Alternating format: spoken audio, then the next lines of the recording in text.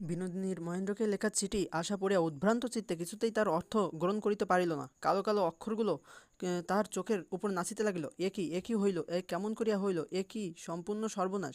সে কি করিবে, কাহাকে ডাকিবে, কোথায় যাইবে, কিছুই ভাবিয়া পাইল না। ডাঙার উপর উঠিয়া মাছ যেমন খাবি খায়, তার বুকের ভেতরটা তেমনি করিতে লাগিল। মজ্জমান ব্যক্তি যেমন কোনো একটা আশ্রয় পাইবার জন্য জলের উপর হস্ত প্রসারিত করিয়া আকাশ খুঁজিয়া বেড়ায়, তেমনি আশা মনের মধ্যে একটা যাক হয় কিছু প্রাণপণে আঁকড়িয়া ধরিবার জন্য একান্ত চেষ্টা করিল। অবশেষে বুক চাপিয়া উদ্ধশ্বাসে বলিয়া উঠিল, মাসিমা।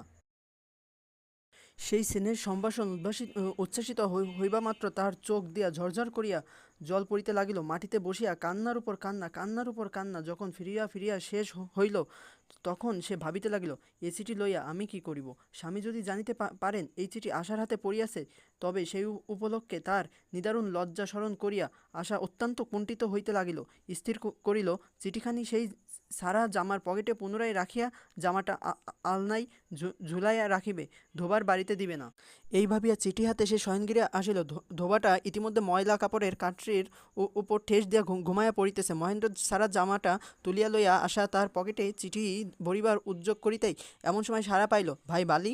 তাড়াতাড়ি চিঠি ও জামা খাটের উপর ফেলিয়া সে তাহা চাপিয়া বসিল। বিনোদিনী ঘরে প্রবেশ করিয়া কহিল, ধোবা বড় কাপড় বদল করিতেছে, সে যে কাপড়গুলো মার্ক দেওয়া হয় নাই সেগুলো আমি লইয়া যাই। আশা বিনোদিনীর মুখের দিকে চাইতে পারিল না, পাছে মুখের ভাবে সকল কথা স্পষ্ট করিয়া প্রকাশ পায়। এজন্য সে জানালার দিকে মুখ ফিরাইয়া আকাশের দিকে চাইয়া রইল, ঠোঁট চাপিয়া রইল, পাছে চোখ দিয়া জল বাহির হইয়া পড়ে। বিনোদিনী থমকিয়া দাঁড়ায় একবার আশাকে নিরীক্ষণ করিয়া দেখিল, মনে মনে কহিল, ও বুঝিয়াছি, কাল রাত্রের বিবরণ তবে জানিতে পারিয়াছ।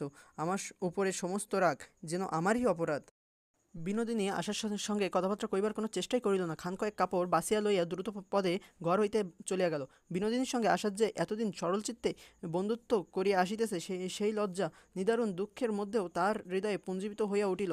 তাহার মনের মধ্যে সখীর যে আদর্শ ছিল, সেই আদর্শের সঙ্গে নিষ্ঠুর চিঠিখানা আরেকবার মিলাইয়া দেখিবার ইচ্ছা করিল।